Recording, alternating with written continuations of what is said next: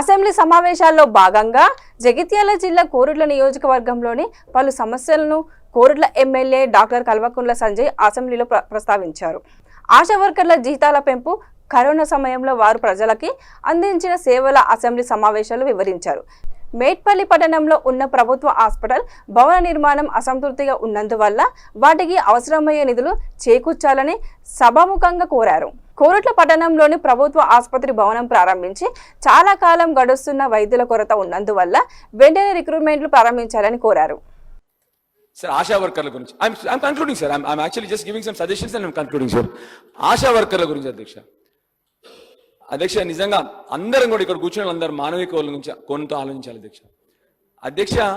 ముఖ్యమంత్రి కేసీఆర్ గారు ఉన్నప్పుడు 3,000 నుండి 15,000 13,000 వారి జీతం పెరిగినది అధ్యక్ష. ఎందుకు చెప్తానండి అధ్యక్ష అంటే వాళ్ళకి ఎక్కువ జీతం ఇవ్వాలని చెప్పేసి మీరేదో మేనిఫెస్టోలో పెట్టారని నేను చెప్పట్లేదు. నేనే ఎందుకు రిక్వెస్ట్ చేస్తున్నాను అధ్యక్ష, మీరు అందరు చూసుంటారు అధ్యక్ష. ఇవాళ కూడా జ్వర సర్వే ఎవరు చేస్తున్నారు ఇంటింటికి పోయి అంటే ఆశా వర్కర్లు చేస్తాను అధ్యక్ష. ఏ పని వచ్చినా చేసేది ఆశా వర్కర్లు అధ్యక్ష. కోవిడ్ టైంలో నేను చూశాను అధ్యక్ష వాళ్ళ బాధ. మా అందరికేమో మంచిగా డాక్టర్లకు N95 మాస్కులు ఉన్నాయి అధ్యక్ష. అంటే ఎందుకంటే గైడ్ లైన్స్ ప్రకారం N95 మాస్క్ వేసుకోవాలి కోవిడ్ అప్పుడు అధ్యక్ష. వాళ్ళకి మాత్రం మామూలు మాస్క్ అధ్యక్ష. అయినా కూడా ఆ రోజు వాళ్ళు ప్రతి ఇంటికి వెళ్ళి జ్వర సర్వేలు చేసినారు అధ్యక్ష. వాళ్ళ ప్రాణాన్ని పనంగా పెట్టారు అధ్యక్ష. వాళ్ళు చేసే పనికి దయచేసి మిమ్మల్ని మీ ద్వారా ఆరోగ్య శాఖ మంత్రి గారిని అడుగుతా ఉన్నాను అధ్యక్ష. వాళ్ళందరి జీతాలు కూడా పెంచమని చెప్పి 18,000 చేయమని చెప్పి మీరు కూడా మేనిఫెస్టోలో పెట్టారు. దయచేసి మీరు చెప్పిన ప్రామిస్ని they deserve it, they're well deserving కాబట్టి దయచేసి చేయాలని చెప్పి మిమ్మల్ని కోరుతా ఉన్నాను అధ్యక్ష. ఇంకో 2-3 సజెషన్స్ అధ్యక్ష.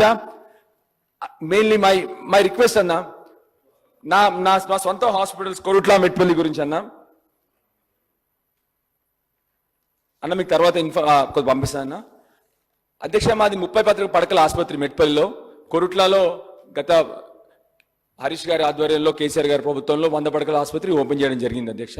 అయితే మెట్పల్లిలో 30 పడకల ఆసుపత్రి కూడా కొత్త బిల్డింగ్కి ఆ రోజే ఆల్రెడీ ఫౌండేషన్ వేసినాము, సగం కట్టినారు అధ్యక్ష. అయితే ఇప్పుడు ఆ కాంట్రాక్టర్ సగంలో వదిలేసి ఉన్నాడు అధ్యక్ష. సో మీ ద్వారా రిక్వెస్ట్ ఏంటంటే అధ్యక్ష, మెట్పల్లి హాస్పిటల్ 30 బెడ్ హాస్పిటల్ అయినా కూడా ఇవాళ అడ్మిషన్స్ 80 ఉన్నాయి అధ్యక్ష. మెట్పల్లి ఆసుపత్రిలో 30 పడకల ఆసుపత్రిలో ఇప్పుడు నెలకి 150 నుంచి 200 డెలివరీలు జరుగుతూ ఉన్నాయి అధ్యక్ష. నెలకి 150 నుంచి 200 డెలివరీలు జరుగుతూ ఉన్నాయి. అందుకొరకే దయచేసి మీ ద్వారా ఆరోగ్య శాఖ మంత్రి గారిని అతి తొందరగా ఇంటర్వ్యూన్ అయ్యి ఆ కన్స్ట్రక్షన్ ఏదైతే ఉందో దాన్ని కంప్లీట్ చేయించాలి. దానికి ఇంకా కావాల్సింది కేవలం ₹1,00,00,000. ఎందుకు చెప్తా ఉన్నానంటే అధ్యక్ష, మీకు ఫోటోలు కూడా పంపిస్తా. మెట్పల్లి ఆసుపత్రి చాలా శిథిలావస్థలో ఉంది అధ్యక్ష. మొత్తం పైపెచ్చులు కింద పడినాయి మొన్న వర్షంకి. ఎక్స్రే రూమ్ మొత్తం కూడా పచ్చిగా తడిచిపోయి ఉంది. ఎక్స్రే మెషిన్లో కూడా నీళ్లు పోయినాయి అధ్యక్ష. అందుకొరకే అతి తొందరగా దానికి అయ్యే ఖర్చు కేవలం ₹1,00,00,000 కాబట్టి అతి తొందరగా అది కంప్లీట్ చేయాలని చెప్పి రిక్వెస్ట్ చేస్తా ఉన్నాను అధ్యక్ష. సేమ్ టైం అధ్యక్ష, రెండోది మా కోరుట్ల హాస్పిటల్లో అధ్యక్ష కొద్దిగా రిక్రూట్మెంట్ చేయాల్సి ఉంది ఇంకా అతి తొందరగా. ఎందుకంటే బ్రహ్మాండమైన 100 పడకల ఆసుపత్రి వచ్చేసింది మాకు.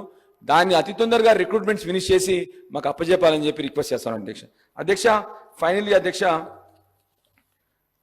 ఫ్యూ సజెషన్స్ అధ్యక్ష. నేను ఇంతకుముందు చెప్పాను అధ్యక్ష, విప్లవాత్మకమైన మార్పులు రావాలి.